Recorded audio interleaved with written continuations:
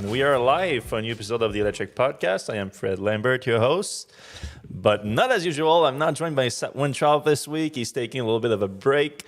We're going to see him back soon. But we have a great sub for this week's episode. We have Scooter Doll, who you, if you've been following not just the podcast, but the website and the YouTube channel, you probably remember him already. He's kind of the lead underground reporter at Electrek. So welcome to the podcast, Scooter. How you doing? I'm doing well. Thanks, Fred. Happy to be here. Longtime fan of the show, big fan of the website, especially the writers. So I'm honored to be here. Perfect. And we have a few of Scooter's stories in there. If he can join us next week, too, he has a great story that he cannot talk too much about this week, but next week he's going to be able to. So hopefully he can join the show and talk to you guys about that because it's a big one. But we have plenty to talk about this week, and we got to jump right in. But right before we do that, we're going to thank this week's episode sponsor, Climatize, a platform that allows investors to fund solar energy, EV, and energy efficiency projects across the U.S. while earning up to 10% annually. Be sure to use referral code EV2025 to get $25 in investment credit once you complete your onboarding process on their website or app. Learn more here in the show notes, or we're going to actually have a lot more to say about them mid-show and even interview someone from Climatize, so that should be interesting. But before we do that, we have plenty of stories to talk about this week. We have a couple of charging updates that are very interesting. Then Tesla's software update stuff. Then we have my Audi A6 e-tron first drive that I can finally talk about from last month. And a bunch of other stories that should be interesting. And if you guys want to participate, we do enjoy your comments and your questions, so you can put that in the comment section underneath, and we'll get to them later on the show. All right, let's jump right in. So NACS is about to pretty much confirm going to be the official standard in the U.S. So I think they're trying to phase out the NACS, and it's going to be called J3400, J3400, something like that. But Tesla has been trying to make some effort to detach itself a little bit from it so that it can actually becomes a true standard and not just the Tesla plug. And SAE International has been leading that effort, and they have announced last October that they are officially making this organization standard. And now the highway administrator, the federal highway administrator, Kristen White, said Tuesday that it will become the official standard moving forward. So it's not just a standard that most automakers are adopting. It's going to be the standard moving forward. And it should facilitate some things like the Navy program, for example, that requires different plugs to be eligible. Now, the J3400. How would you call it? I mean, I'd probably call it the J3400, but it still doesn't roll off the tongue as well as NACS. I mean, J1772 wasn't like exactly great either. Yeah, J3400 is my preferred pronunciation too, I think, at this point.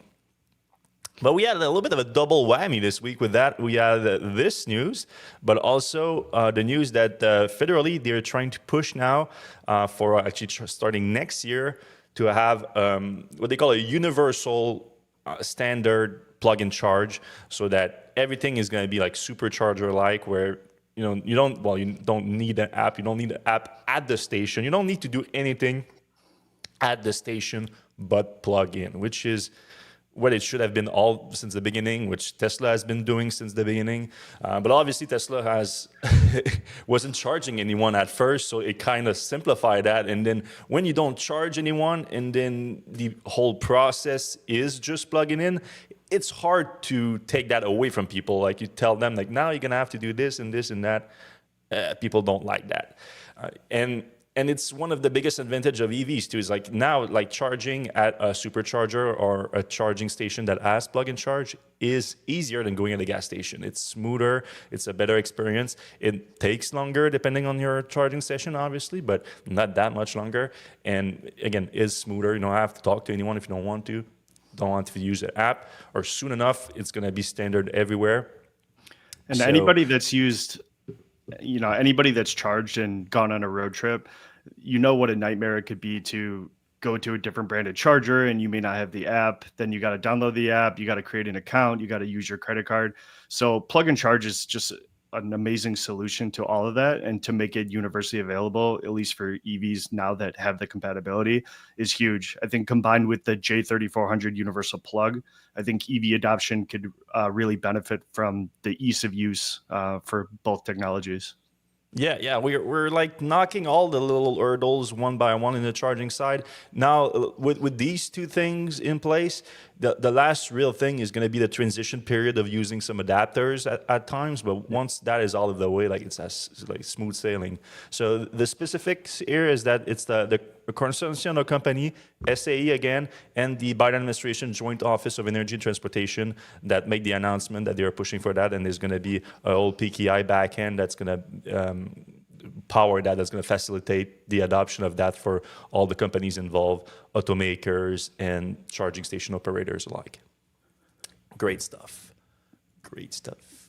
All right, moving on. Some Tesla stories here. The big holiday update was revealed this week. So for those who don't know about these, the Tesla regularly push out software updates to the vehicles, but sometimes they bundle them together to have a little bit of a bigger update instead of like one big feature and a couple of minor bug fixes or whatever. And sometimes it's at the end of the year where they call it the holiday update.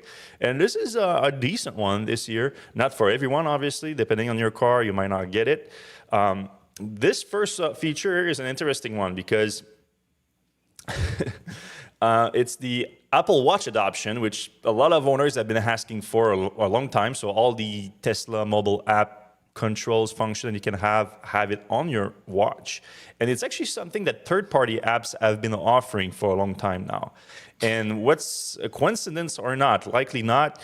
Last week we reported that Tesla launched the third-party app pricing for their API, their API pricing for third-party apps, I should say. And the pricing is completely ridiculous. All the third-party apps developers are saying that it's going to ruin the experience. They're going to have to shut down or increase pricing like crazy to be able to pay for those fees. And the Apple Watch was one of those features. So now Tesla is offering that feature directly while also pricing out third-party app. Some people don't like to see that, myself included. Yeah, but I've seen a lot of Tesla owners very excited about this actual Apple Watch integration. I've seen several of them post pictures of their Model 3 on their watch to Reddit. So I think it's a long time coming, and the fact that it's a bona fide Apple integration and no need for APIs, I think it's huge. Yeah, I haven't worn my Apple Watch for a while, but I charged it up recently, and I've been hoping to be able to try it, but I haven't got the update on my car yet, so bad luck. And I actually might update my car in the coming week or so. I actually placed an order this week. Now, might talk about that later on the show, but I might have to cancel it because I screwed something up. A little bit more dash cam Sentry mode options, so you can now have access directly to edit the videos directly in the phone, so that you can better cut out the parts that you don't need and save them. That's another easy, quick feature for those Tesla owners on Reddit that are posting videos of people, messing with their car, scratching it. You could just go right into the app, cut down the video, and post it right from your phone. Yeah, Tesla has made a lot of improvement to that dash cam Sentry mode stuff. The biggest one that we need to supposed to come soon too is obviously the efficiency, though, that while you use Sentry mode, you don't consume as much electricity. So that's a big one. All right, this is an interesting one here. Shift between drive and reverse at stockless Model 3 for auto parking when you park. So Tesla in the release note says, auto shift on stockless Model 3 can now automatically shift between drive and reverse to handle parking lot maneuvers and multi-point turns. That's one that actually I thought was already done, but I guess it's new to the Model 3 stockless version, so the Highland that was released last year. And it's one of those features that Tesla introduced with the notion that self-driving is coming anytime soon. So you don't need drive stocks anymore. The car is going to auto shift for you, but hasn't been really that useful yet. So Tesla is trying to make it a little bit more useful right now instead of you having to swipe on your screen. Yeah, I was interested in this. I wanted to ask you about it. Just does it use the vehicle's cameras and sensors on the outside to know when to automatically switch between reverse and drive? Yeah. It's basically like a little self-parking version of self-driving that you kind of have to, on the multi-point turns, you have to switch to reverse, and it is more annoying. So what you see right here on the left is the actual gear shift now on the Tesla Model 3 that doesn't have a stalk. So you have to like swipe it like that up and down as you imagine like a 6-point turn that you have to do like and then you forget. Yeah. It's really not ideal. Yeah, the turn signal thing, I have no problem. It being on the steering wheel instead of a stalk, I got used to it like within a few days when I tried the Model 3, and same thing for a Cybertruck. But the the shift gear thing is a little bit weirder for me. Sirius XM is now on Tesla vehicles, so that's something that owners have been asking for years. Finally been launched. You have all the details in the release note. Sorry? I can't believe that Sirius XM hasn't been on Tesla's interface yet. Yeah, Tesla has been, for a while, it's been a while, but Tesla has been working on its own music app at some point. Then, Spotify, they brought Spotify in the US and or North America, and it sort of took over, and they gave up on that. But then they sort of like, this is enough. We have like TuneIn, we have Slacker, we have Spotify. But some people do like Sirius XM, so why not just release it? And you have now all the details about how to subscribe. You have 1 month free trial with premium connectivity. You need to have premium connectivity for it. And then you have to deal with $10 a month with Sirius directly. This is an interesting one. A small little feature, but still could be useful. You can set a state of charge for arrival in the navigation now. So if you know that you're going to need a certain percentage of charge to get back or to get back to a charging station as you arrive at your destination, you can set that state of charge in it when you set your navigation so that it's going to route you to charging stops that match that state of charge. So it's something that most EV drivers will do naturally in their head. It's not that complicated to do, but, little helpful thing. When navigating, search results are now filtered to show option along your route estimated detour times. Okay, a little bit more navigation features. This is a bigger navigation feature update. You have precipitation and weather map now overlaid directly on the screen. So that's pretty cool. Yeah, I think that's really cool. Yeah. Especially if you live in a climate where, you have, especially this time of year, snowstorms and stuff coming. Yeah, now it just needs to be accurate. Yeah. I mean, weather apps are, not always great to start with, but like Tesla's navigation system also has not always been the best. So hopefully it's actually efficient there. Yeah, you'll have to test it out and report back to us. Yeah, I don't know the limitation on that feature though. I don't know if you need the latest infotainment computer or something. But anyway, like I said, I'm supposed to upgrade my car soon anyway. So maybe I'll get to experience it. This is another feature. I thought, why wasn't it in the car already? But there's no cross-traffic warnings when in reverse. So this little light here that you see here that tells you that someone is coming on the one side, that you already had that when driving, but now you have it on reverse too. Very useful. Yeah, it feels like a no-brainer because all that technology is already on the car. It is surprising that it wasn't already on there. Exactly. A bunch of Cybertruck updates. So Cybertruck, has been out for a year, but Tesla has a tendency of delivering a new car and not really finishing the software. And they've been implementing a lot of updates to the Cybertruck throughout the year. But with the holiday update, there's now a little bit more fun features. So you have the ability to change they call it the car avatar, but the way that you see your car inside the vehicle, the screen. You can now, if you have a wrap on it, they have a ton of different wrap that you can choose from so that your car can look the way it actually looks in real life. Because a lot of people obviously wrap their Cybertruck since it only comes in stainless steel color. Custom plates are also available. Then a couple more minor Cybertruck update includes the rear camera feed is now larger and you can pinch and zoom out of it. Okay, and you can play games from the back seat, which is something that Tesla promised since the beginning. There's a bunch of other minor updates I won't go through, but we have the entire release notes on the website if you want to check it out. The other software update from Tesla this week was V13, full self-driving V13, the highly anticipated new update, which it's kind of a dumbed-down version, and a lot of Tesla fans are going to be angry for me to call it that, but it's the truth, because Tesla has been releasing these roadmap now, these monthly roadmaps, which I think is over. They haven't released one for this month, and I doubt they're going to release another one because they missed the last two quite badly, in my opinion. Even though the first one they claimed that they did complete it, and I think that's an overstatement. But for last month, the big one was V13 for November.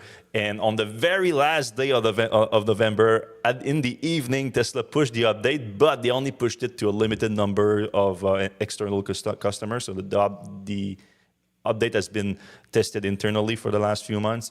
Now it reached a few customers. I don't know how many, but not that many. And only hardware for customers, obviously. But why I say a dumbed down version is that in the release, in the preview of the release note that Tesla shared in the roadmap last month, they said that it's going to have a 3x model size scaling and 3x model context length scaling, which sounded like the two biggest update in terms of actual, performance, although the biggest update in capabilities was the ability to unpark, reverse, and park, which I think is going to be the biggest contributor to increasing miles between disengagement. But in terms of actual availability, I think these two updates here were the big ones, and they are not in this version of V13.2 that is being pushed right now. So that's why I say it's a dumbed down version.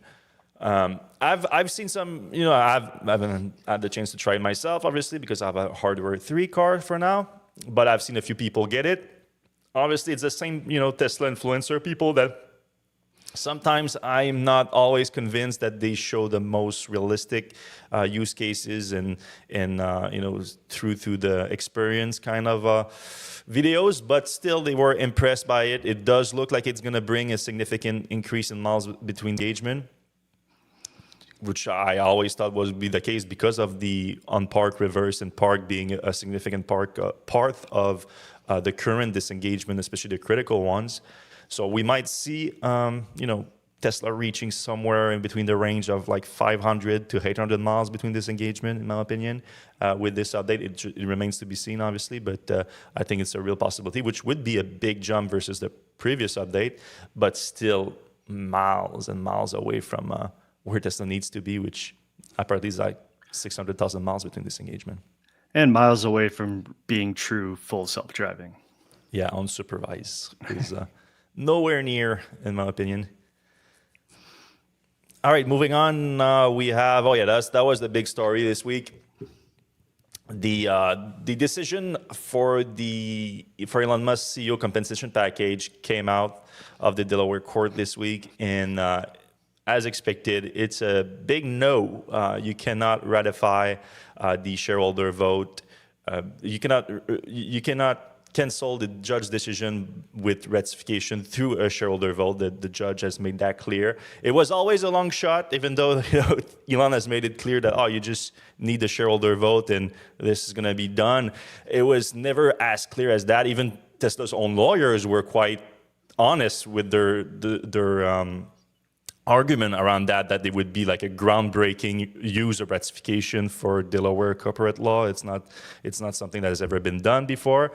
But the judge's decision in this case, Judge McCormick, went a little bit further than that. She said that not only if she felt like she could have used ratification in that fashion, she said that she wouldn't have anyway because the new vote and the proxy and all the statements that were made around the vote were misleading again, in her opinion, which is not surprising because Elon kept shooting himself in the foot during the entire process by saying that it was, political lawfare and saying that it was just corruption at play and everything. So you're kind of shuffling the cards here in a way and not just focusing on the actual issues. So in my opinion, Tesla was very lazy in the way that they approached this judge decision. They kind of ignored the entire governance issues that were laid out.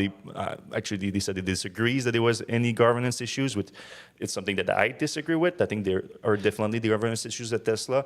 At the core of this, it's not really, a lot of people say that it's shareholders' right. Like shareholders should be able to implement their will through a majority of votes, which makes sense unless you break the law.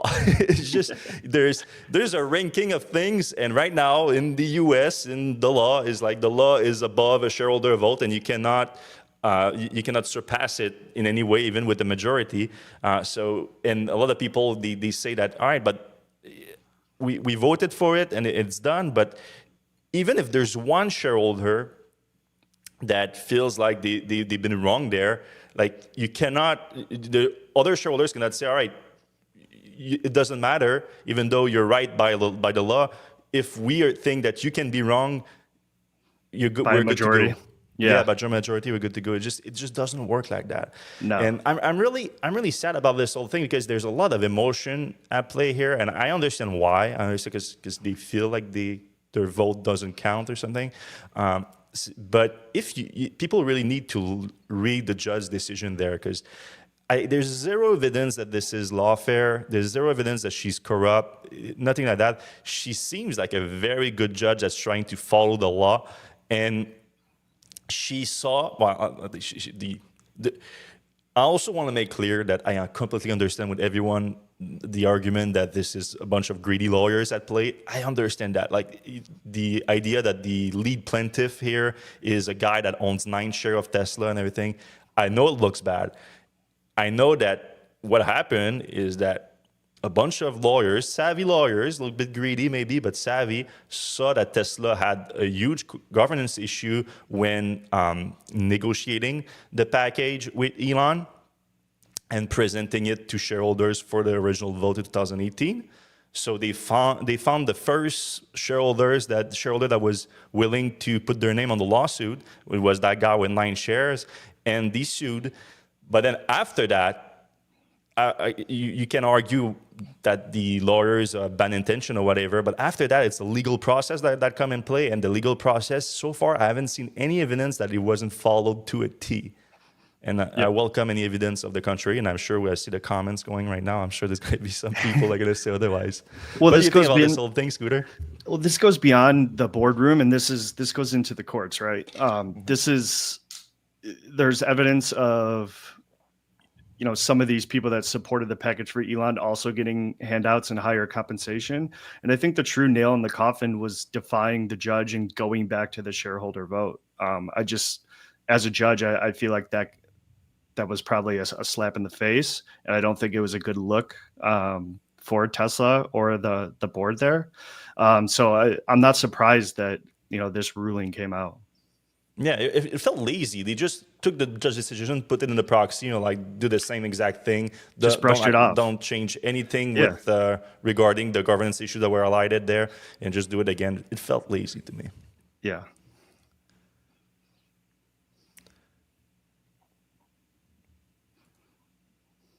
Okay, we have time for we'll go. Following that, we have some Cybertruck news. So earlier this week, we got some information that from a Business Insider report that Tesla communicated to employees working on Cybertruck production to not show up from December 3rd through 5th, so a 3-day production shutdown. And there's a lot of speculation around the shutdown. It's not clear. There's no official information or anything, but obviously we've seen some demand issues regarding Cybertruck. Tesla has worked through its entire reservation backlog quite quickly, which is not too surprising because the million or so reservation that they got was before the production version ended up having a shorter range than the prototype that was announced, and was also much more expensive than was originally announced. So that cut through that backlog pretty quickly, and Tesla looks like Tesla delivered about 40 to 50,000 Cybertrucks before moving away from the reservation process and the normal order process. And now you can buy a Cybertruck and get it delivered like the same day, basically. So that shows that there might be some demand issues, and Tesla is not throttling down production, because the actual production ramp up happened quite smoothly for a new vehicle program, and especially for quite a radical new vehicle program like the Cybertruck. Yeah, and 40 to 50,000 deliveries it's still impressive. It's just when you're reporting that you have over 1 million reservations and then you're only delivering that amount, something's kind of missing there. It seems like a lot of those people canceled their reservations or didn't go through with the buy when they saw how much it actually came in at, and the lack of certain technologies that were promised. Mm-hmm. Yeah, and it is the best-selling electric pickup truck in the U.S. right now. Mm-hmm. It is the best-selling with the backup demand from years ago of reservation process. So now the bigger question is, like, next year, how competitive is it gonna be with these other electric pickup truck and with the gasoline pickup truck, hopefully too, because that's the market we're going after. And another evidence that the demand might be the issue here is that Tesla has decreased the lease prices of the Cybertruck this week by 10 and 13%, 10% for the all-wheel drive. You can now lease it for $900 a month, $7,500 down. Tri-motor for $1,000 a month with the same amount down. So that's a 10% and 13% decrease. Also, Cybertruck has joined Tesla's lease program faster than any other vehicle other than the Model Y, I think. And now it's even in the new referral program. So you basically have a $2,000 discount on it too. So I also joined the referral program faster than any other vehicle program that Tesla has launched. So it does look like Tesla is having a little bit of issues moving that truck at this point. I think that's fair. Can you get one in Canada yet? Canada is still on the reservation process right now. Okay. But it's so expensive, like in Canada, like with the exchange rate, that I seriously doubt there's a lot of people going for it right now. I've seen a few. I've seen 2 so far.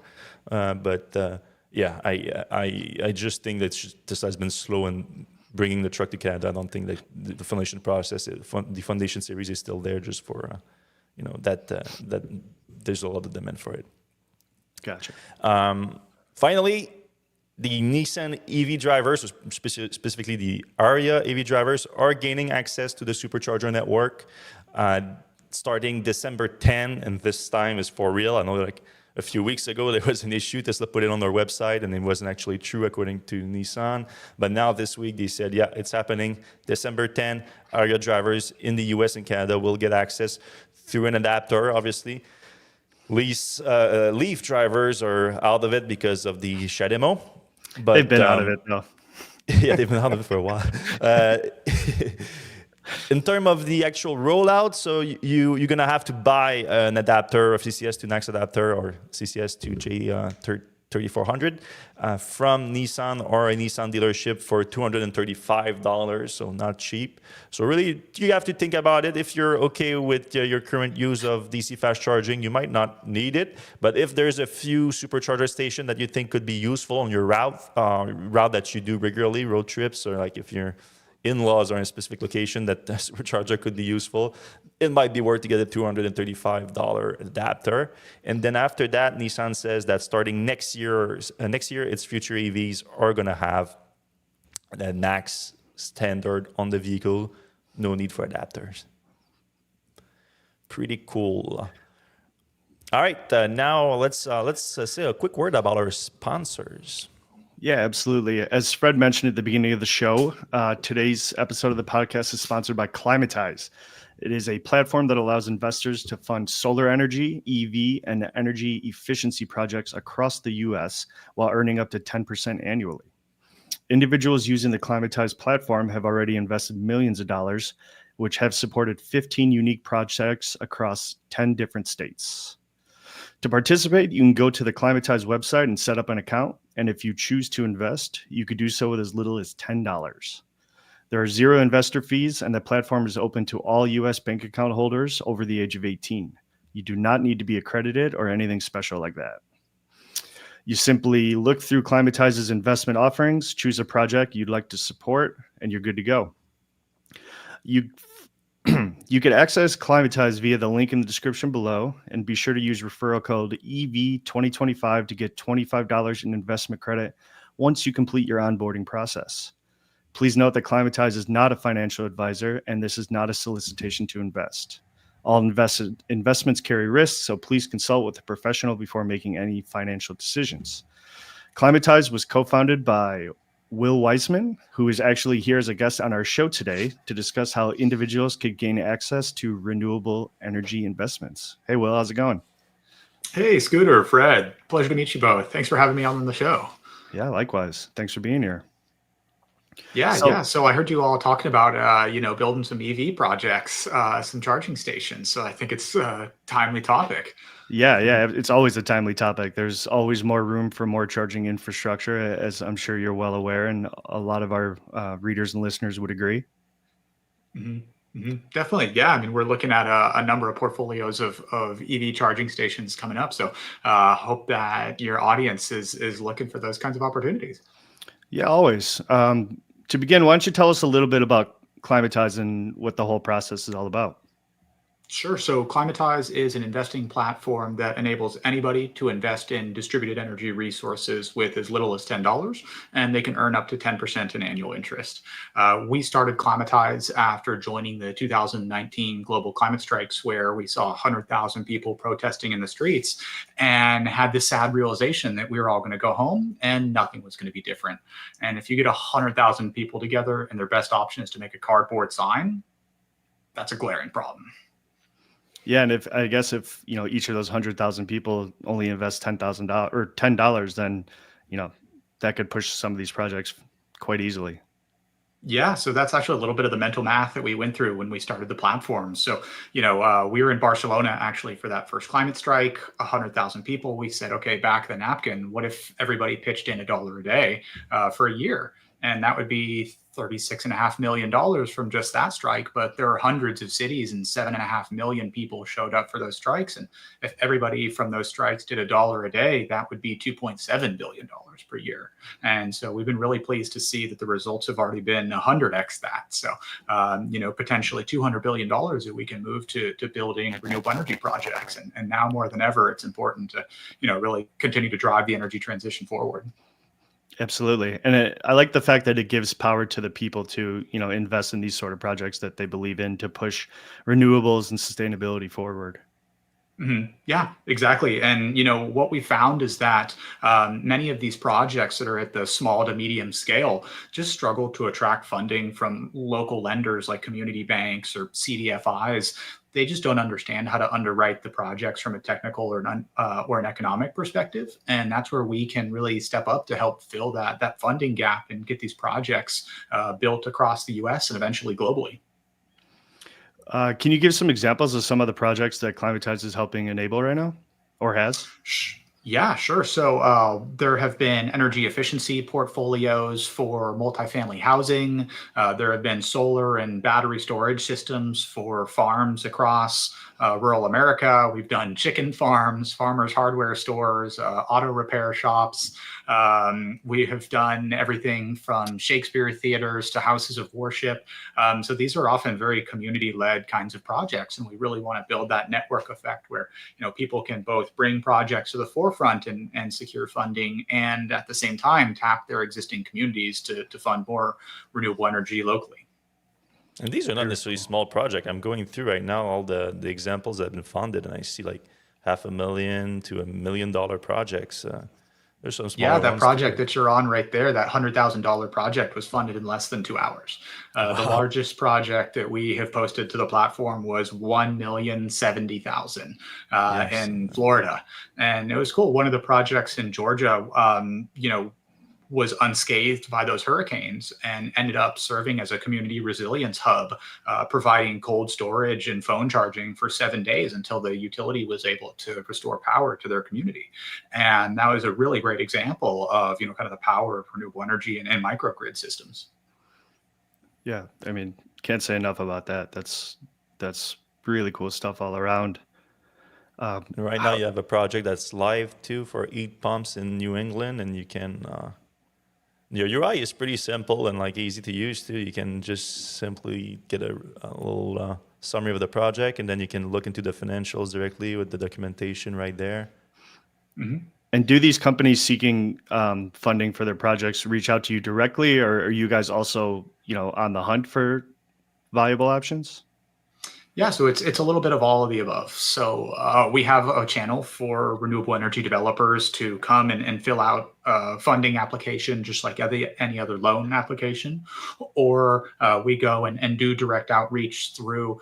We were inaugural members of the U.S. Department of Energy's National Community Solar Partnership, and they've created what's called the Community Power Accelerator. And so from there, we reach out to developers who are seeking funding for their projects. And so we kind of take a bit of an all of the above approach.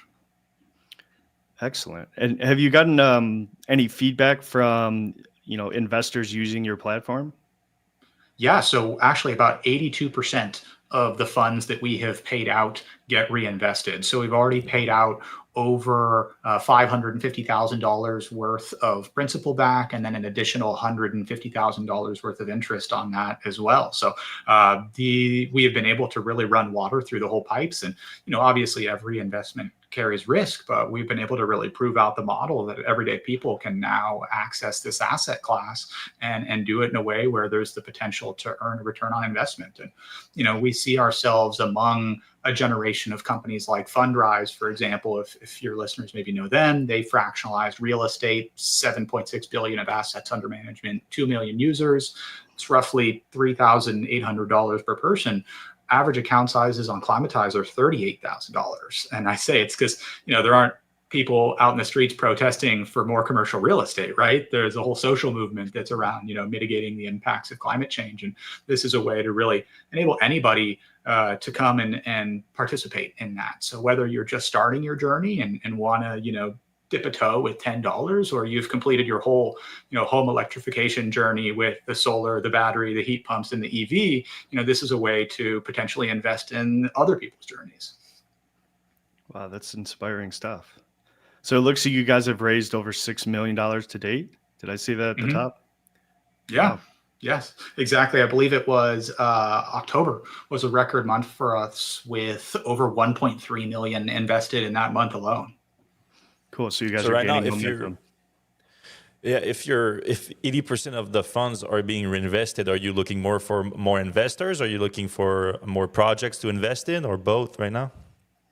So for us, my background, I've been in renewables for 10 years. I have 2 master's degrees in the space. The project side has been the easier side. Two-sided marketplace is a constant supply and demand balance, but we've pretty well solved for the project supply side. And now it's about, scaling the investor base and finding people that really resonate with the mission so that we can, continue to scale our platform and our network.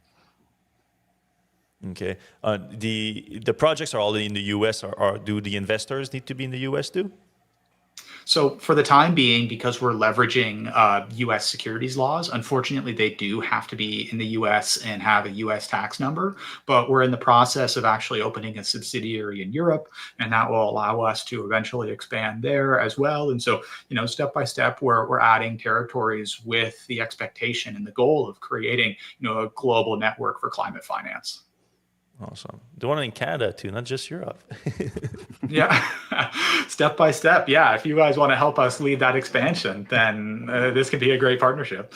Yeah, I think earlier this year, actually, I saw just organically, I saw your app pop up, and I looked into signing up, but then I couldn't because of I'm Canadian.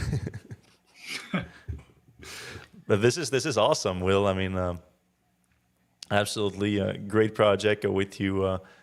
Enable anyone to start with just $10. You can start investing. Yeah, as little as $10. So that's a big part of it. Is we want to make this as accessible as possible to as many people as possible. Just like in the inspiration for Climatize, we saw this disconnect between all of these people with this pent up demand for change, and yet the inability to translate that to tangible carbon reduction. And so we want to enable, everybody, whether you're the $10 investor or the $10 million investor, to come and play your hand in the energy transition, because it really does take all of us. Yeah, and those returns are legit too. There's no joke. It's It's not a bad investment. It's both like a good investment for the climate, but also just a sound financial decision too. Yeah, it seems like a win-win all around. And you guys have built an inspiring community that is right up our alley at Electrek. Yeah, it's been really exciting to, frankly, even we've had investors go visit some of the projects that they have funded, and that's really special. That's something that the investments really have a human element to them in a way that you wouldn't necessarily get with an ETF or a mutual fund. And with this, I think one of the exciting parts is it makes fighting climate change human. It's not just about kind of fighting an intangible gas in the air. It's about, hey, how can we actually make stronger communities and create impact in real people's lives, and in turn fight climate change. Very cool. This is awesome. Well, is there anything else you'd like to share about Climatize before we let you go? Just I would encourage anybody to come and give it a try. It takes 10 seconds to sign up and maybe 3 to 5 minutes to complete the onboarding process. Like you said at the top of the show, you can use the code EV2025 to get your first $25 just for completing the onboarding process. And if you have any questions, feel free to reach out to us. We're working super hard at this and are always happy to answer any questions. Yeah, well, I'm in the US, so I'm definitely interested in looking into this and using that code. So you got a believer in me. Appreciate it. We'll be happy to welcome you aboard. Well, great. Thanks for your time. Thanks. All right, Fred, Scooter. Right. Good to see you guys. Have a great weekend. See ya. You too. Thank you. All right, that was really cool. Yeah, that's a really cool idea. Yeah, I would, obviously, if you invest in renewable energy, probably converting your own home if you can is probably the best idea. But then after you're done with that, this makes sense. Absolutely. And if you can too, like if, for example, your renter or community solar is not available to you, then this can offset your own energy usage to your investment, and it's also a good investment. So yeah, that's a great point. Yeah, no losers. All right, moving on. Let's talk a little bit about my first drive in the Audi A6 e-tron and S6 too. I'm excited to hear about this one. Yeah, this was last month in Tenerife in Spain in the Canary Islands. Disclaimer, Audi paid for my flight there and my lodging to test out the vehicle, but they had no oversight on whatever I was going to say about them. But I'm pretty sure they had a good idea that I was going to be happy about it, because I tested the Q6, which is pretty close to it. It's just, a sedan sportsback version of it, because this is the second Audi vehicle based on the PPE platform in partnership with Porsche. And it feels to me like, especially with the Q6, because it was the first one I tried on this, it feels like Audi is getting a little bit more mature in making electric vehicles. They're getting more confidence in making electric vehicles. There was the e-tron, obviously. Then there was the e-tron GT, the Q4, the Q8. I drove the Q8, yeah. Yeah, Q8 is the big one. Big. But and a Q8 probably was already like, I haven't had the chance to test it out, but it felt a lot more like a complete EVs than the previous iteration of Audi. But I think the Q6 go a step further in that, especially when it comes to efficiency. A lot more efficient vehicles. Audi is using a smaller battery buffer. Audi has been known to have big battery buffer, which helped them with their industry-leading charging capability, but hurts them in overall efficiency a bit. Now, all these things are going away a little bit. Yeah. Like I said, I drove the Q8 and I thought it drove really well. It was a very heavy vehicle. You could feel that big battery, especially on tight turns when you're really trying to push it. So I'm interested to hear what you think, having driven the Q6 and now the A6 on the PPE platform, because I haven't experienced that. It seems like with the smaller battery, these are sportier, more nimble. So I'd imagine it's a much better drive. Exactly. And the Q6, even though still an SUV, a little bit higher, still a great drive in my opinion.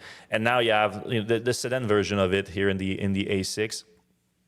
Still a 100 kilowatt hour battery pack, 94.4 usable. But the range that you're getting on this is quite impressive. So the version we tested, we tested the European version, but the closest one to the US configuration is going to be. Audi doesn't have the same ones for Europe and the US. Europe also get the smaller battery pack, which they refuse to send in the US. They think the US, they love their longer range, which is true for the most part. Yeah. But there's a market for it, I think. You just need to build it a little bit. At the same time, Audi is more premium vehicles, so people ask for longer range. But this is already getting its APA range since, the powertrain has already been tested with the Q6. So on the 20-inch wheels that we tested, it's 370 miles of range, so 595 kilometers. Awesome. But they already said that there's going to be a 19-inch wheel version of it in the US that's going to get 390 miles. That's 628 kilometers of range, which is great.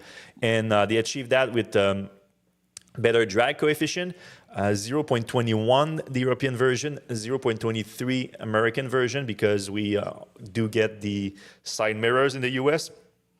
In Europe, they have the opportunity to do the cameras. But to be honest, the cameras on this thing, like I've seen them. There was one version of the European version there, and it's almost as big as a mirror. It's pretty wild. Really? Yeah. Interesting. But the wheels also a lower drag coefficient then. Yeah, still a significant one. I think it's the height of the mirrors rather than the length, because they get out a lot. Still, even with the side mirrors in North America, a 0.23 CD is very impressive. Oh yeah. It's now in the top few vehicles in terms of efficiency, especially a vehicle of that size, because it's not necessarily a small one. The wheels also, you have a bunch of different wheels options with Audi, and they do make a difference with the range, so you have to check that out. And one thing that I really love about Audis is with the PPE platform. So I talked a lot about it with the Q6, but it applies here with the A6 too. Is the regenerative braking is great. It's extremely powerful, so there's a lot of opportunity, and there's a lot of options with it. But personally, I'm used to one pedal driving, so for Audi, it's the B mode, so I keep it in the B mode at all time. But you have a bunch of different options too with the paddles, different levels of regenerative driving that you can get. But the actual implementation of it is also extremely smooth. And I love that. So in Tenerife, there's this big mountain, a volcano actually, a dormant volcano. And we drove all the way to the base of it, which I think is like 2-something kilometers of altitude. And we arrived there with 250 kilometers of range, and then we had to get back to the hotel, which was on the coast, so a lot lower altitude. And that was 68 kilometers, and not just going down. There was I think a dozen kilometers on the highway too, and a bunch of kilometers in the city, if you can call it a city. But so 250 kilometers state of charge, go 68 kilometers. And we arrive at the hotel with 300 kilometers of range. Wow. Which is pretty good. So we charge all the way there. And it's not like I was hypermiling or anything like that too. I was having fun with it. This was the, not this one. This is the A6 S line. Did I put the... Yeah, this is the S6. This is the performance version of it. So I'm pretty sure I did that on the S6, which is a lot less efficient too, because it has like the dual motor, 270 kilowatts of power, 404 kilowatts if you use the launch control, 0 to 60 in 3.7 seconds. A ton of power, but honestly, it's still a big car. It's still more like a family luxury sedan than a sports car or anything, even though it has the speed of a sports car. So honestly, when I went to the single motor one, which is, oh no, I just said it right.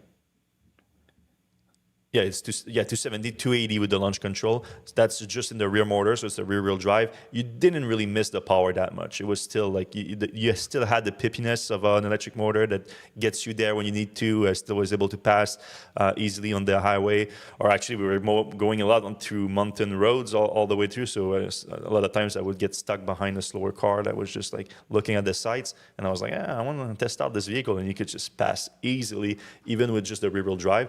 And the rear-wheel drive is the one that gives you crazy efficiency too, with the 370 or 390 with the 19-inch wheels ones. Also, you get everything that you get in an Audi luxury vehicle. So extreme comfort. The seats are incredible, especially in the S6. But you also get, if you choose the S line for the A6, you do get some great seats option too. And I'm sure the base one are pretty decent too. I just didn't try it, so I cannot tell you about it. The heads-up display in the new Audis are top-notch. I think you had that one too in the Q8, right? The heads-up display. They are. It's bright. It's not obnoxious either. It's just, it works great. It's an actual addition rather than a gimmicky. Sometimes it's a little bit gimmicky. Yeah, speaking of the seats, these were some of the seats that were pretty nice. That's sporty for sure. Charging is one of the biggest advantages of the Audi. Like the peak charge rate is 270, but it's not really the headline. The headline is this charge curve here. Like you maintain over 200 kilowatt of charging all the way through, looks like 55% state of charge, and then you're still over 100 all the way to 80% and more. Like that gives you a 10 to 80% in 21 minutes. It's very good. Yeah. Speaking of the charging, you also have the option for 2 charge ports. So you have one on the driver's side's back that is DC fast charging. And then on the other side, you can have a level 2. It is optional, but it is useful if you're someone that's going to charge often on city streets. So if you park for work on city street, or if you don't have a garage and you have to park on the street at home, then if you have a charging street option there, it is very useful to have that on the passenger side. The trunk was plenty of space, very nice hatch opening, something that I'm thinking about changing my Model 3 for because of the trunk opening being too small. A hatch is, you need a hatch these days. And the frunk, I didn't put the picture of the frunk in there. The frunk is very small in the Audi A6 and Q6. So it's not something that you're going to use that much, but it's big enough. Like if you want to keep a mobile charger in your car or something, it's something that's going to fit in there easy. There was the Event A6 version at the driving event. Event is Audi's name for a wagon, and it looked beautiful. Fortunately, I wasn't allowed to drive it because they say that they are not bringing it in North America, so they're like, not worth for you to drive it. It looks great, but honestly, in terms of the actual space, like I checked it out. I checked out the trunk. I checked out the trunk opening, the hatch opening. It's not that big of a difference. It's such a small difference. So in terms of actual utility, there's no difference. It's only a look thing. So I guess that's why they're not selling it in North America, because it wouldn't work that much, because people in North America don't like the look of a wagon as much as an SUV. And then a wagon is kind of the utility of an SUV, but lower, and people like to be higher. So I get it. Looks like a winner to me. Oh yeah, it's. Let's get to the pricing. The pricing is probably where it's get a little bit more touchy. So we don't have the U.S. pricing just yet. This car is. I'm going to hold off on what I just said then. Yeah. I think it could still work, and in Europe it's probably going to be popular. So in Europe, in terms of the upper mid-range model, it's going to start around 75,000 euros. Then you have also the S series that's going to start around 100,000 euros. So the S series is more expensive. So in the US, I would look at A5 prices and then a little bit higher than that, probably. So and we don't have the small battery pack too in the US. So probably around a $70,000 range is probably where I would think it would start, but probably a little bit higher, maybe. I don't know. But if it's around that, it would be. I think it would be popular. Because other than the pricing and the fact that it doesn't come standard with NACS, so even though it's coming next year, Audi has logged a design on this thing, so he said we cannot introduce NACS just yet. So other than price and NACS, I don't see any issues with this car. Drives great, looks great, efficient, everything we love at Electrek. All right, quick note on Consumer Reports that just came out with their owner satisfaction survey, a survey of 300,000 people that look into how satisfied they are with their vehicle, and they released their by brand ranking. Rivian is top one again, like they were last year. 86% of buyers said they would buy again. Very impressive. BMW come in second at 73%. Tesla in third at 72%. They went up 2 ranks, but they actually went down 2% in their would buy again ranking. And I know a lot of people are surprised by this because Consumer Reports recently ranked Rivian at the least, the worst for reliability. But they did note in their in this report that reliability is not really that much of a factor in the satisfaction rate ranking, because the reliability score is based on actual service visit that you have to do and everything. But if you're satisfied with your service visit, then does it affect your satisfaction? Not really. And all the Rivian vehicles are under warranty right now and everything. I would think so. It's been 4 years. Has it been 4 years since they've been delivering? Probably close to that. Close, yeah. Let's say the vast majority of Rivian vehicles are under warranty. So if they pay for it and then the service experience is good, your satisfaction score can still be really high. Have you met a Rivian owner that hasn't been satisfied? I have not. Yeah. And I could see why a lot of people want to come back and get another Rivian. Everyone that I've talked to that's owned one has been ecstatic about it. And everything that I've seen from driving them and exploring them inside and out has been quite impressive, in my opinion. Yeah, one of the best interior in the industry, in my opinion. Yeah, they thought of so many little intricacies. Lucid has officially built its first Gravity electric SUV for consumer deliveries. I think it's the news here. They released this quick video of production plan, and let's shut down the audio here. That's in Arizona, right? That they produce these. Yep, Casa Grande. And you have Peter Rawlinson here coming out of the car. Oh boy, he's happy. He's always happy. That guy. You had the chance to actually see the Gravity and test it out for the first time, but you cannot tell us too much about it. I cannot. I've had multiple interactions with the Gravity. I was at Casa Grande when they booted up the assembly line initially and got to see it up close for the first time earlier this year. And then I went to Lucid's design studio a few months later and got to see it inside and out. And then just recently, I got to take another trip to the design studio, and I've actually gotten to drive Gravity. I can't share anything about it. You guys are going to have to tune in next week for my full review and impressions. But there's some exciting stuff on the frontier. I don't want to spoil anything, but it's definitely something to look forward to next week. Yeah. So I think this is coming out on Tuesday. And then if you're available on Friday, we'll have you on the podcast to talk about it too. Yeah, would love to. All right, perfect. All right, we have a few more news articles to discuss, guys, and then we're going to jump into the comment section. I see a bunch of comments today, so we're going to try to get through them fast. But we're going to have a little bit more time to, if you want to add a few questions about any of the stories we discussed today or any other story in the EV space you want our take on. All right, this was one of your story that you posted this week that I was very interested about, because I've been wanting an electric Miata for years and years and years. Not necessarily an electric Miata, but an electric Miata-like vehicle, like a small, sporty, convertible or not, electric light vehicle, or actually light for an electric vehicle. And no one is really making that other than in China, maybe. And these guys, not Mazda is making it, but these guys are making it. So what can you say about the electrogenic? As I mentioned in my article, Mazda fans could rejoice. I don't think you're alone in longing for an all-electric version of the Miata. The vehicle itself has been around since the late 80s, and it's built a cult-like following of people that just love the vehicle for a lot of the reasons that you said. It's small, it's nimble, it's just a fun car to drive, and I think that's why it's stayed on top of mind for a lot of people. And there's a bit of nostalgia to it. It's just a well-designed,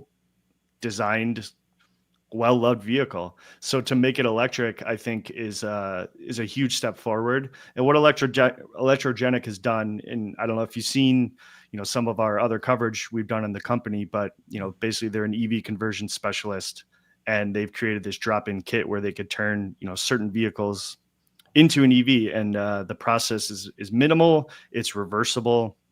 but it takes the classic. reversible part. When I read that Yeah. on this week's post, I was like quite surprised. Yeah. Basically, you put the motor and some of the battery where the engine was, and you put some more batteries in the back where the gas tank was, and you got an electric Miata. You know, Mazda has said that they are going to be coming out with their own version of the electric Miata, but that would be, I believe, the 5th generation model.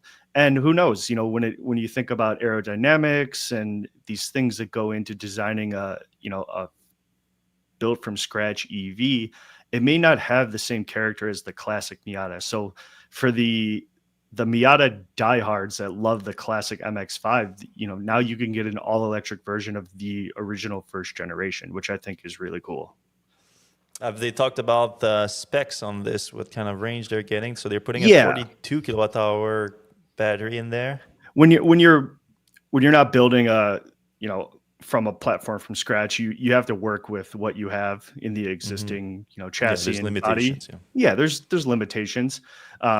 This isn't exactly going to be a road trip car, but you do get let's see, what do I got here? I have some specs here. 160 horsepower, 2,500 newton meters of torque in the rear wheels. Might not sound like much for an EV, but for an EV, that's going to be the weight on this is only 100 kilograms more than the original Mazda Miata. Yeah, that's huge. So that means that it's gonna not only look but also feel like a gas Miata when you drive it. But you're gonna have more power, more torque, so it's gonna be even more nimble and more fun to drive. The weight distribution is virtually the same, so you shouldn't feel much of a difference if you're used to driving your classic MX-5. But now it's all electric, and 150 plus miles of range is more than adequate for cruising around, going on a nice, beautiful drive on a sunny day with the top down and opening it up. Now, one thing we don't know about though is pricing, right?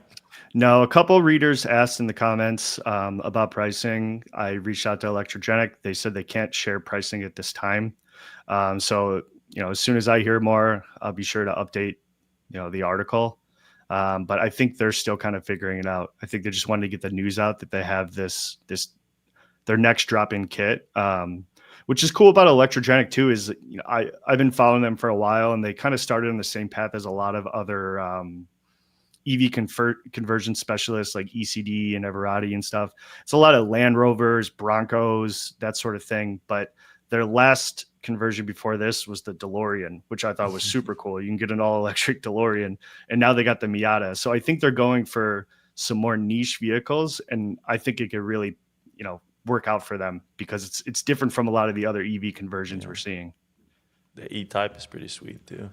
Yeah, the E-Type is cool. I know ECD has done a conversion to the E-Type as well, but I think Electrogenic is setting itself apart in the segment by doing some of these more unique vehicles like the DMC-12 and the Miata. I think they tried to revive the DeLorean of the official brand too, but that fell miserably, like in Texas. They did. They had an all-electric brand, and they came out with the concept, and then that went under, and then the family, I think, took the rights back, and one of the family members of DeLorean was trying to launch another brand and revive it again. So who knows? But for now we could do we can get an all-electric version of the classic DeLorean with Electrogenic drop-in kit, which is cool. You just need to find one. Exactly. Yeah, once you find it, they do have certified installers in the US now. So, if you have one in the US, you find one in a barn somewhere or something, buy the drop-in kit, make it electric. It deserves to be. Yeah. All right, 2 more quick news that we want to discuss real quick before we jump into the comments. So Leon Electric, manufacturer of electric school buses, but also a few trucks too that they're making, is getting close to getting on theirs now, but they have just made a big wave of layoffs to try to give them a little bit more time, and they announced that they're working with 2 groups, so the group MAC, and then the Ontario base Mirella also, but I think the Saputo family is a big cheese family in Quebec. It's like a cheese empire that they have, that they are looking to. These three. So yeah, let me rephrase that. So these three last year put 90 million into Lion Electric, and now with these layoffs, they're trying to get Mac and Saputo to agree to a new, kind of saving grace kind of investment to basically help the company survive right now, because it's running out of cash. It had a lot of issues qualifying its vehicles for grants in the U.S. That they had to move production into the U.S. In Illinois to try to get the grants for commercial buses and trucks assembled there, and that was slower than anticipated, and they couldn't get the grants in time so that their customers couldn't go through with the delivery process, because they needed that grant to make financial sense of the purchase.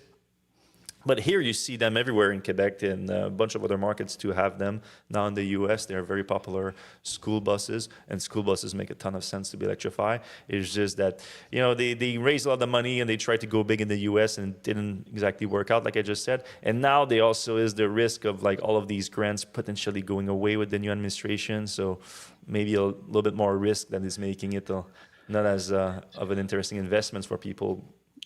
Yeah, this is just disheartening news. You never like to see stuff like this. And Lion Electric moving to the US, I grew up about an hour north of Joliet. So to hear, a lot of people are losing these jobs in that area.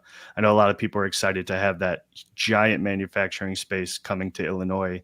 And, I think Lion's been one of the leaders in the segment and has been paving the way. So it's hard to see them on the risk of kind of going under, and especially since electric buses just make so much sense for electric mobility and for grid infrastructure. These buses just sit in depots overnight with huge battery packs that could be used with bi-directional charging, vehicle to grid, flush that spare energy during peak hours and power a lot of our homes, and then replenish later in the night, so it's when it's cheaper. So for me, I think electric school buses and electrified commercial vehicles should be fully electrified as quickly as possible for that same reason of, bolstering the grid.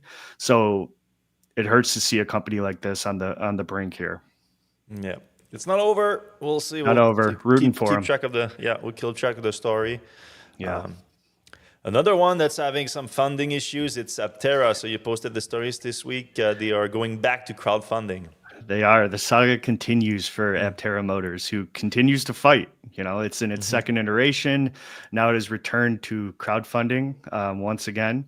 We hinted at it last month during a video with Sandy Monroe walking around doing a tour of Aptera, looking at their production intent 2 vehicle. Co-founder and co-CEO Chris Anthony said that he dropped a little tidbit there that Aptera was exploring the idea of returning to crowdfunding. This comes, of course, after Aptera announced news that it was getting into bed with investment firm US Capital Global, which we reported on earlier this year. They were leading a $60 million investment offering of convertible notes.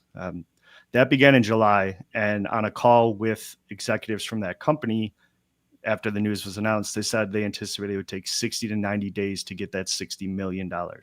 But as I reported at the beginning of November, at the time, according to an SEC filing, they had only sold 400,000 in convertible notes. Yeah. I just saw their most recent filing dated November 20th with the SEC, and that has only gone up to 700,000.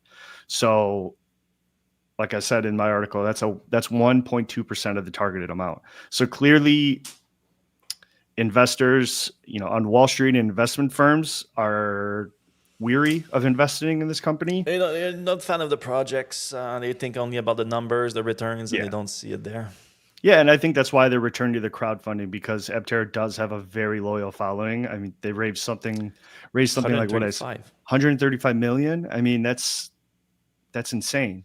But the concern is that have they tapped out the market for crowdfunding for this project? Because exactly.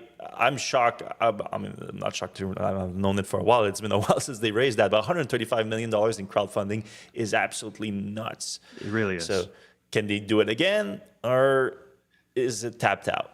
Yeah, I mean, they got to get more exposure. I follow them on Reddit and across a lot of channels, and they have been getting more exposure in major news outlets and that sort of thing. I think more and more people are becoming aware of the startup, but as it always is with Aptera, this company still has a long way to go. They're very open about it. I always praise them for their transparency. They give monthly updates. They're very candid about how much funding they need and how much further they still need to go. But when you really think about it, that 60 million that they essentially still need entirely is only going to get them the equipment to start low volume production, where only, a few hundred of those early adopters that have the early reservations are going to see delivery of their vehicle if they reach that. And then they're going to need more money after that to scale.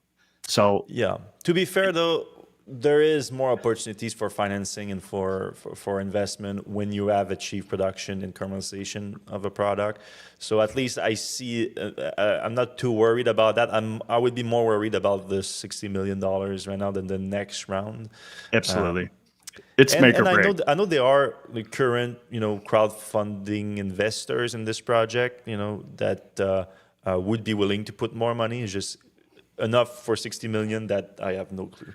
That's the big question. You wonder how deep those pockets go with that community. But they haven't failed them yet. I see a lot of people, on Discord and on Reddit talking about the company. A lot of people are still very high on it. I personally love the idea. I love the technology.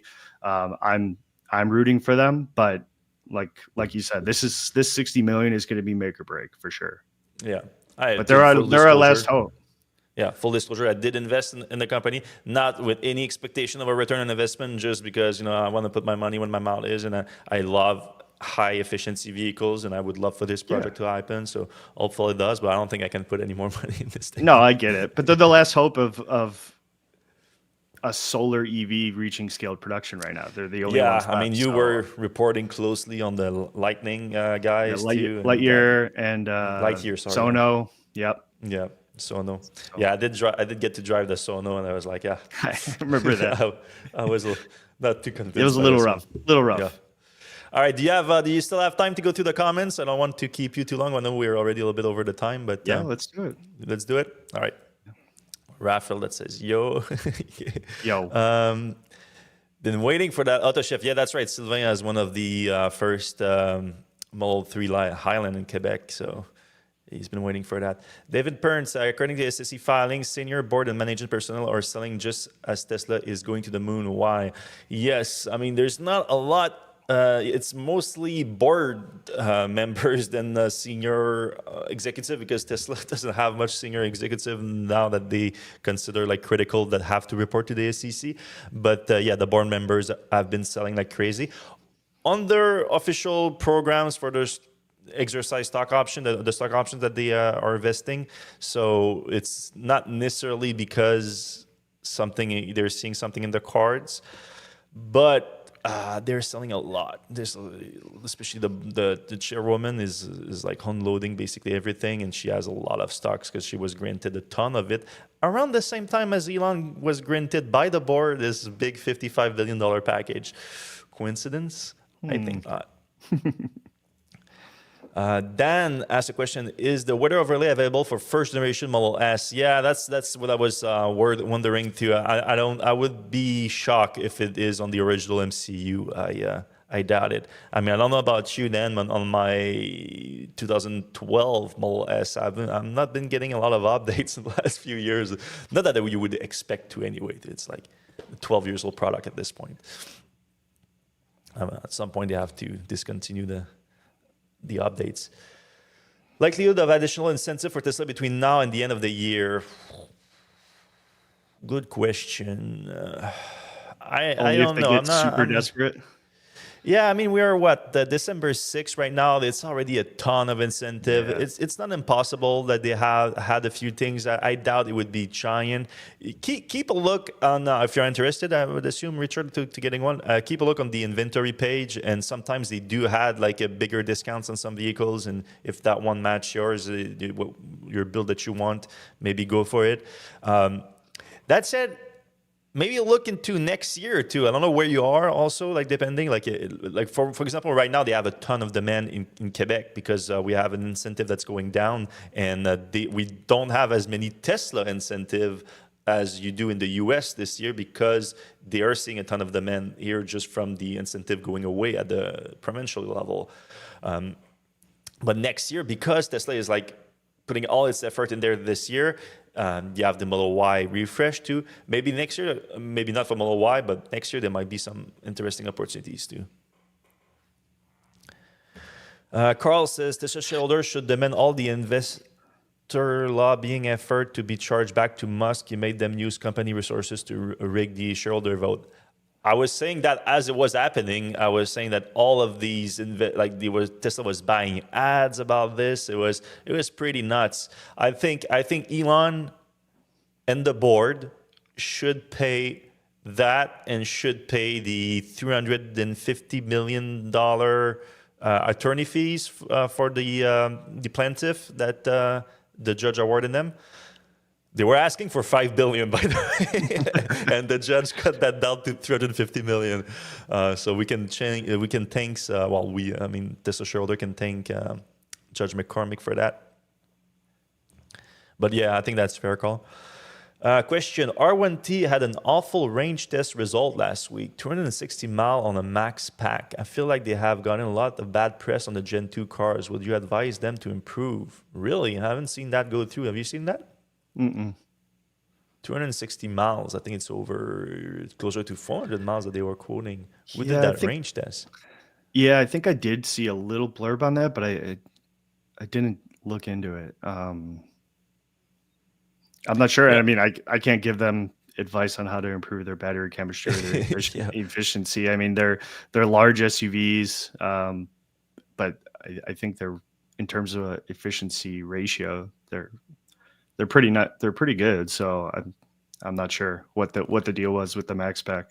Yeah, I would love to look into that, Spikes. We're not aware of the specific range test because also you can get 260 mile on a 350 mile vehicle easily, depending on how you drive, depending on weather conditions. EPA range is the advertised range, is far from perfect. It's kind of a benchmark to compare others. And even then, it's not ideal to compare others with it because you can change the multiplicator to a certain degree. So it's a general benchmark. So you have to be careful with it. But maybe the specific range test was completely fair too. I have no idea. Whoop. Yeah, I'd be interested to see what sort of parameters and elements went into that range test. Exactly. Carl says, the play by Musk to arrange his insane payment package is corporate corruption. Fair. Sylvain says, it was said this week that the production shutdown was the way to make for the modification at the end of the line for access to the tunnel going under the freeway to the parking lot. Yeah, I've seen that. I've seen people post pictures of like there's thousands, tens of thousands, if not hundreds of thousands of casting laying around on the parking lots of the Gigafactory Texas. And some people are saying that like they overproduce in preparation for like the shutdown and then to the restart. And somehow that has something to do with the new end of line that now will go under the road through that tunnel, what the Boring Company said. Honestly, I don't know. I do know though that there are evidence that Tesla is having demand issues for the Cybertruck, and that's the discounts through the referral program, that's the lower loans, that's the fact that you can get one right now if you want to. All these things are better evidence in my opinion. Carl says Cybertruck not being a viable sell to EU countries or China because PED means that PED safety means that demand issues can be fixed selling for the other existing market. I know what PED means. For me, PED is performance enhancing drug. Pedestrian, maybe? Maybe. Yeah, that would make sense. You're right. Yeah, I mean, they're not trying to sell this thing in Europe. And actually this week, Tesla China came out because there was some rumors in China that Tesla was about to launch a Cybertruck in China. And the Tesla China team shut down those rumors saying that it's not happening. They have no plan of doing that. And Elon himself a few months ago said that it would be very difficult to adapt to Chinese rules. And also would Tesla import them from Gigafactory Texas? I don't know. I don't see that. And anybody that's driven in Europe knows that you can't have a Cybertruck there. Yeah, not happening there. China would be more likely, maybe Australia, something like that. But Europe is probably not the market you want to go to. Oh, we had Jamie in the comments that was commenting on the greedy lawyer stuff. We should think about the greedy richest men in the world who sold stock to waste money on social media playground, then whined about not having enough control of Tesla. Fair point. And held the company hostage in fuel money and intention towards getting an anti-EV candidate elected while ignoring his CEO duties. Fair enough. Look, I wasn't commenting on the actual package itself. I was saying that the lawyers were asking for $5 billion. It's a lot of money. It's an insane amount, and like $350 million is more than enough for them. So that's more what I was saying, that they were greedy, and they were right too. Like it's not their fault. Like they are the reason why the lawsuits happen, but the fault is Tesla's governance issues, which are based on Elon Musk, and Elon Musk being on both sides of a negotiation, which you cannot do with a public company. It's just as simple as that. You cannot control both sides of a negotiation. Martin Hughes said, will in the UK... Okay, so that was a question for Will. Oh, we missed that. In the UK, Ripple Energy lets ordinary citizens buy a part of a windmill and then get a discount off the electricity bill. Can Climatize use Ripple Energy's model to Climatize Sounds? So we'll try to send that to Will. Thanks for the question, Martin. Yeah, we'll forward that on. Sylvain finally found it. Okay, the end. Okay. Yeah, you just went back to what we were saying about earlier with the Cybertruck. Great for Europe. Come to the UK and Canada too. Okay, so that was in Australia, so that was for Will too. Yeah, lots of fans of Climatize. Yeah.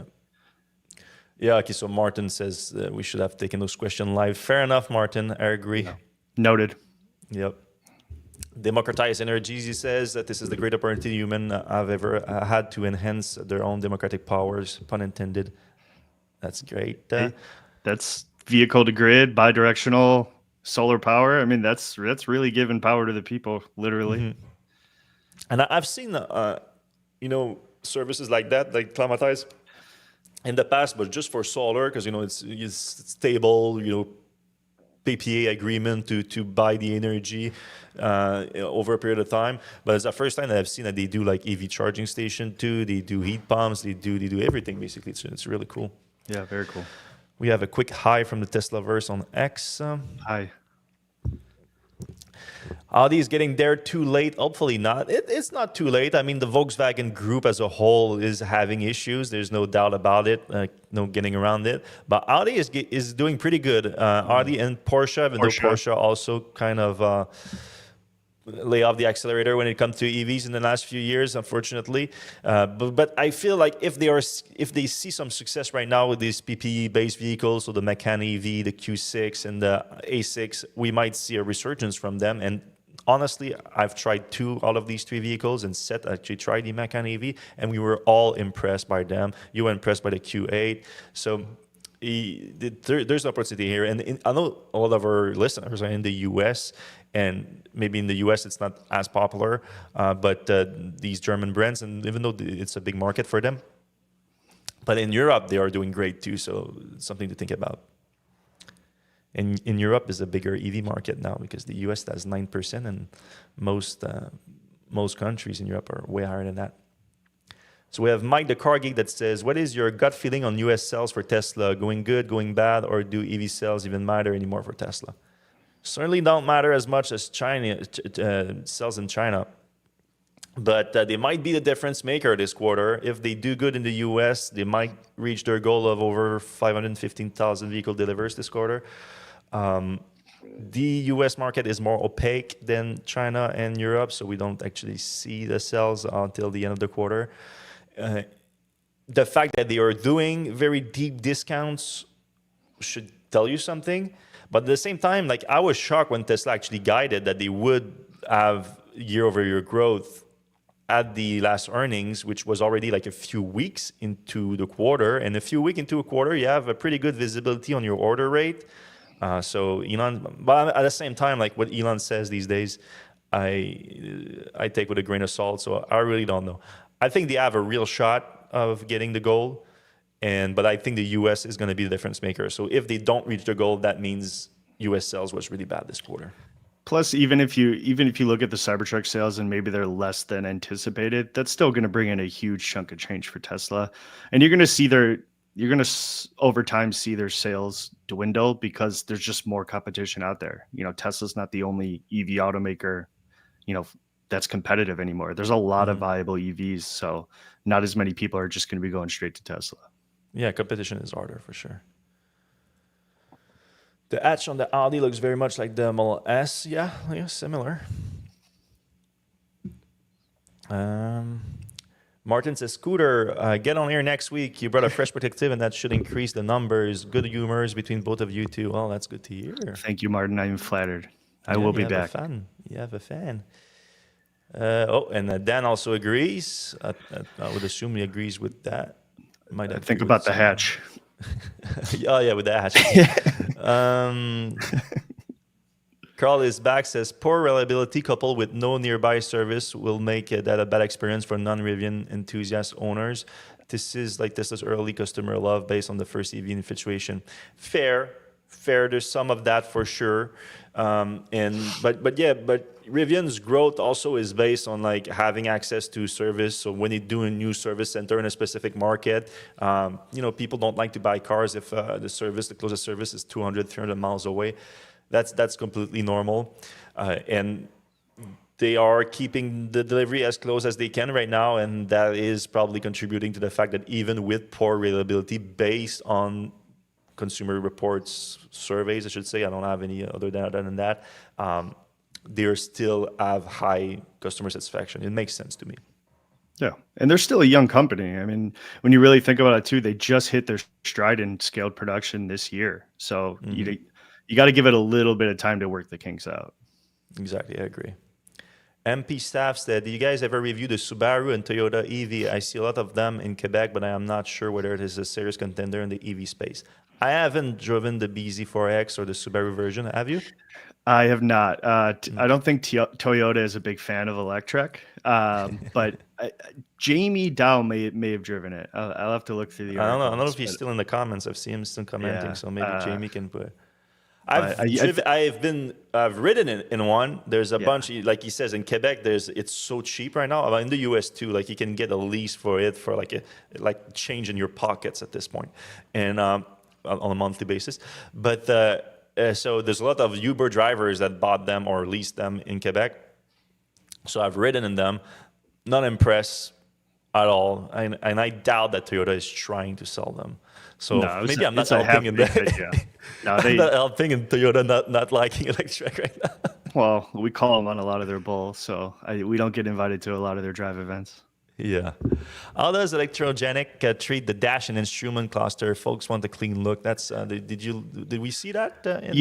For this build, they didn't show any images of the dash. I would imagine that it's relatively the same. Electrogenic does do a really good job of keeping a clean look. They will add some instruments and a little things here and there to obviously adapt to having an EV. But like I said, their strategy is very much their plug and play, drop in kit. So they leave most of the vehicle untouched. So it keeps that classic look. But some things you do need on the dash. But if you look on their website and some of their other builds, you can get a look at the dashboard. Yeah, I mean, I'm looking right now at some pictures from, let me show. They do a pretty good job of keeping the look, but adding whatever's necessary, but blending it in nicely. So this is from your article on the E-Type that they posted. So here they completely kept the old school instrument cluster on it. And they'll repurpose some of those switches and stuff, if they can, to make it, for EV specific. Yep.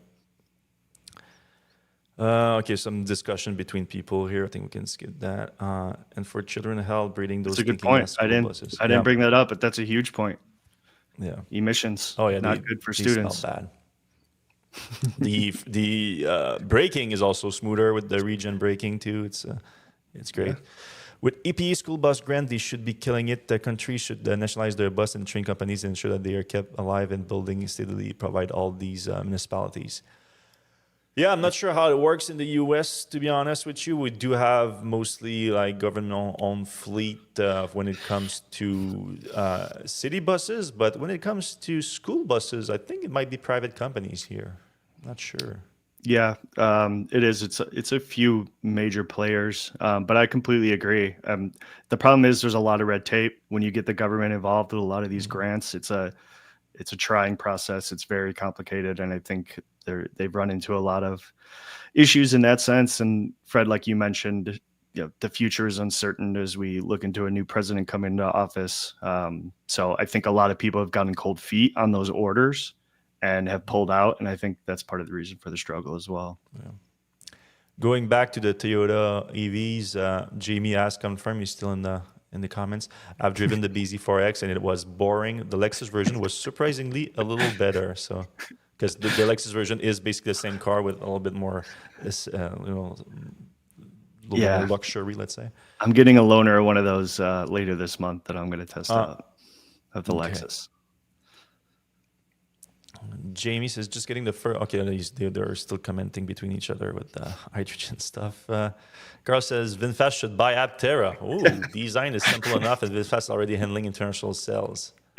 VinFast is already in its own hole with money. I don't think their chairman of Vin Group is going to want to spend any more money than he has. I think he's way over his head. He's invested so much more than he planned just to keep this company going, and who knows what's going to happen. Yeah, that's fair.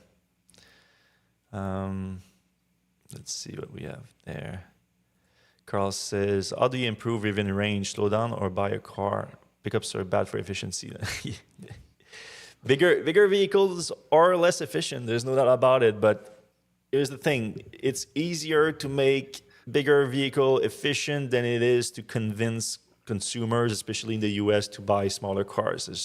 It's as simple as that, unfortunately. Matthew F.A. said, I have to correct one on your comment. The new president is not anti-EV despite people's comments. I mean, what Trump said, we're talking about policies here. If Trump says first of all, he says that he lied about EVs multiple times, saying that, cannot go 100 miles with them, that it takes hours to charge. He says a lot of bad things about EVs. He literally said that he would kill EVs in North America too. So if you're talking about being anti-EV, I think if you say you're going to kill EVs, that's probably as much anti-EVs as you're going to do. But personally, what Trump says doesn't matter to me at all, because it's what he does that matters, and what he says and what he does are not often the same thing. So policy-wise, it looks like he's going to kill the tax credit in the U.S. Now, there's also the emission rules. He seems to be getting a lot of pushback from the automakers on the emission rules, because they're like, we're just tired of it changing all the time. Just keep it as it is, and we'll deal with them. Maybe that convinces him. Who knows? Yeah, but just threatening those sort of things, like I said, is going to give people cold feet. If you're thinking about investing millions in EV fleets and commercial vehicles, banking on getting some sort of grant or tax incentive, and even if there's a mention that will go away, people are going to pull out and see what happens. They might jump back in, in 2025. But right now, with things being so uncertain about what's going to happen, I think that's why a lot of people are canceling their reservations on the commercial side. Yeah, that's fair. Yeah, the uncertainty is not great for adoption. It's as simple as that. So, and I see that Jamie already was on Matthew's case about this, so we didn't even need to take that comment. Of course he was. Well, thank you, Scooter, for joining us this week. I appreciate it. Everyone that's listening right now, that's still listening to the show, I know we went a little bit long, an hour 30, so if you're still sticking up, I appreciate you a lot. If you do want to help the show, you can just hit the like button and the subscribe button. That's free to do, takes a second, and it helps the show more than you think. We're going to see you same time, same place next week. Have a good one. I'll be here. See you guys. Bye. Super.